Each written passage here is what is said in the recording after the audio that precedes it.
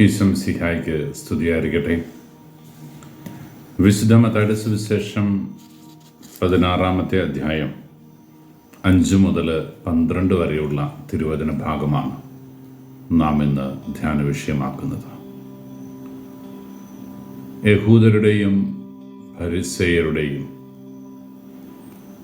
അല്ലെങ്കിൽ ഫരിസേയ വിഭാഗത്തോട് ചേർന്ന് പ്രവർത്തിക്കുന്ന സദൂക്കയരുടെയും പ്രബോധനമാകുന്ന പുളിമാവിനെ നിങ്ങൾ സൂക്ഷിച്ചു കൊള്ളണമെന്ന് ഈശോ ഭംഗ്യന്തരേണ ശിഷ്യന്മാരുടെ മുമ്പിൽ അവതരിപ്പിക്കുകയാണ്. അതിനു മുന്നോടിയായി ഈശോ ചോദിച്ച ചോദ്യം ശിഷ്യന്മാരിൽ അങ്കലാപ്പും അസ്വസ്ഥതയും സംശയമുളവാക്കി എന്നത് സത്യമാണ്.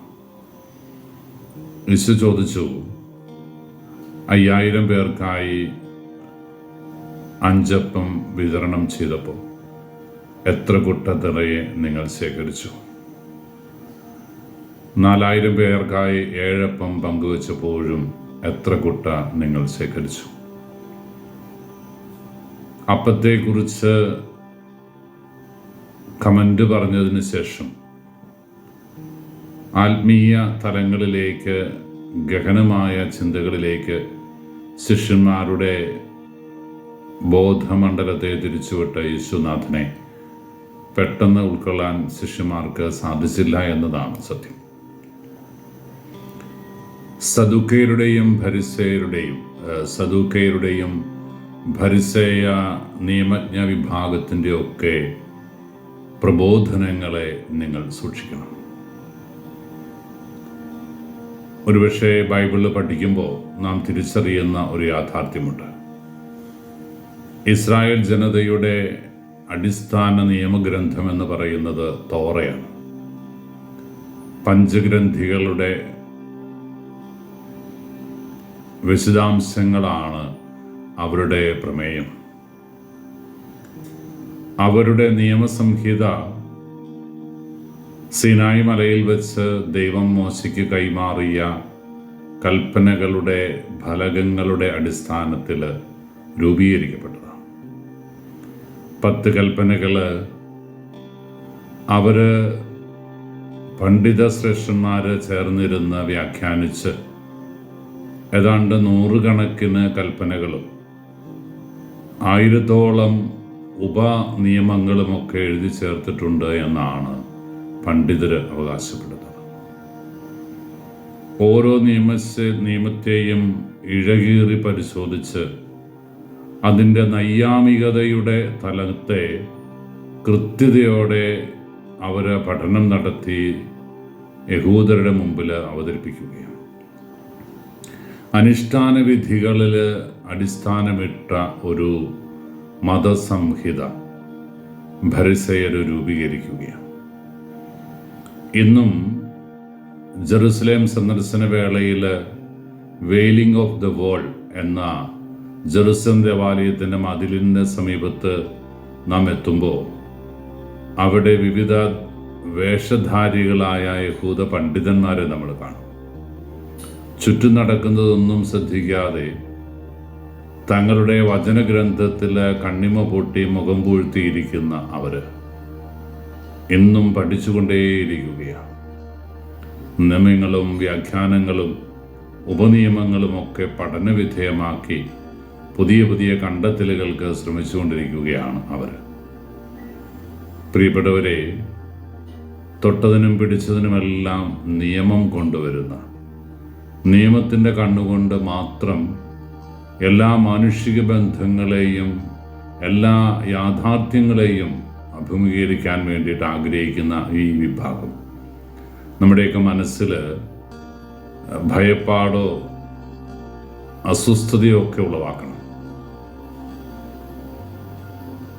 ദൈവത്തിൻ്റെ നീതിയും മനുഷ്യൻ്റെ വ്യക്തിത്വവും അവൻ്റെ ജീവിത വിജയവും ഒന്നും ലക്ഷ്യമായി കാണാതെ അവൻ കടന്നു പോകുന്ന മാനസിക സംഘർഷങ്ങളുടെ തലങ്ങളൊന്നും പരിഗണിക്കാതെ നിയമത്തെ പച്ചയായ കണ്ണുകൊണ്ട് കാണുന്ന ഒരു രീതി യഹൂദരുടെ, ഫരിസേയരുടെ, നിയമജ്ഞരുടെയൊക്കെ ജീവിത ശൈലിയായി തന്നെ രൂപാന്തരപ്പെട്ടിരിക്കുകയാണ്. ഇതിനെയാണ് സൂക്ഷിക്കണമെന്ന് ഈശോ പറയുന്നത്. ഇന്നും നമ്മളിൽ പോലും ചിലർക്കെങ്കിലും ഈ നൈയാമിക തലത്തിൽ വരുത്തേണ്ട മാറ്റങ്ങൾ മാത്രമാണ് ചിന്താവിഷയം. യേശുനാഥൻ കാട്ടിത്തന്ന കരുണാർദ്ര സ്നേഹവും ഇല്ലാത്തവനെ ചേർത്ത് പിടിക്കുന്ന പുണ്യത്തിൻ്റെ മനോഭാവവും കരയുന്നവൻ്റെ കണ്ണീരൊപ്പുന്ന സഹിഷ്ണുതയും ഒന്നും ഇവർക്ക് പ്രശ്നമല്ല. അവരുടെ മുമ്പിൽ ഒന്നേ ഒരു കാര്യം, അത് നിയമമാണ്. നിയമത്തിൽ നിന്ന് വള്ളിയോ പുള്ളിയോ മാറിപ്പോകാൻ അനുവദിക്കാതെ അവരുണ്ടാക്കി വച്ചിരിക്കുന്ന ഉപനിയമങ്ങളുടെയൊക്കെ വ്യാഖ്യാനത്തിൻ്റെ അടിസ്ഥാനത്തിൽ എല്ലാ ബന്ധങ്ങളെയും എല്ലാ മൂല്യങ്ങളെയും അവർ പുനഃപരിശോധിക്കുകയാണ്. പ്രിയപ്പെട്ടവരെ, ഇങ്ങനെ ചിന്തിക്കുന്ന ഒരു മനോഭാവം നമുക്കുണ്ട് എങ്കിൽ നാം അപകടത്തിലേക്കാണ് പോകുന്നത് എന്ന് തിരിച്ചറിയണം. ചില ഇടവക ദേവാലയങ്ങളിൽ തിരുനാളിന് പ്രദക്ഷിണമിറങ്ങുമ്പോൾ 8-10 രൂപങ്ങളെടുത്തിറങ്ങുന്ന പ്രദക്ഷിണത്തിൽ ആദ്യം ഇന്ന രൂപം, പിന്നെ രണ്ടാമത് ഇന്ന രൂപം, മൂന്നാമത് ഇന്ന രൂപം, അതെവിടെയെങ്കിലും ഒന്ന് മാറിയാൽ അസ്വസ്ഥരാകുന്ന, ഇങ്ങനെ അല്ല ഇവിടെ വേണ്ടത് എന്ന് പറഞ്ഞ് കടുംപിടുത്തം പിടിക്കുന്ന ചിലരൊക്കെ നമ്മൾ കണ്ടിട്ടുണ്ട്. ദേവാലയത്തിൽ അപ്പനും അമ്മയ്ക്കുമൊക്കെ വേണ്ടിയിട്ട് പാട്ടുകുർബാന നടത്തി ഒരുപക്ഷെ പണം വികാരി അച്ഛനെ ഏൽപ്പിച്ച് വീട്ടിൽ കുത്തിയിരിക്കുന്ന ഒത്തിരി ക്രിസ്ത്യാനികൾ നമുക്കുണ്ടല്ലോ. അടിസ്ഥാനം എവിടാ വേണ്ടത്? ജീവിച്ചിരിക്കുന്ന മാതാപിതാക്കന്മാരെ സ്നേഹിക്കാനും ആദരിക്കാനും അവർക്ക് വേണ്ടതൊക്കെ സമയബന്ധിതമായിട്ട് കൊടുക്കാനോ മനസ്സ് കാണിക്കാതെ മരണാനന്തരം കുറെ ചടങ്ങുകൾ നടത്തുകയാണ്. അപ്പൻ്റെ മുഖത്ത് തുവാലയിട്ട് ചുംബിക്കുന്ന മകൻ ജീവിച്ചിരിക്കുന്ന കാലത്ത് എപ്പോഴെങ്കിലുമൊക്കെ ഈ മാതാപിതാക്കളെ ഒന്ന് ചേർത്ത് നിർത്തി അവരുടെ മൂർധാവിലൊന്ന് ചുംബിച്ചിരുന്നെങ്കിൽ പല കാരണവന്മാരും ചങ്കുപൊട്ടി ഹൃദയവ്യഥയോടെ ഈ ലോകത്തുനിന്ന് കടന്നു പോകേണ്ടി വരുമായിരുന്നില്ല.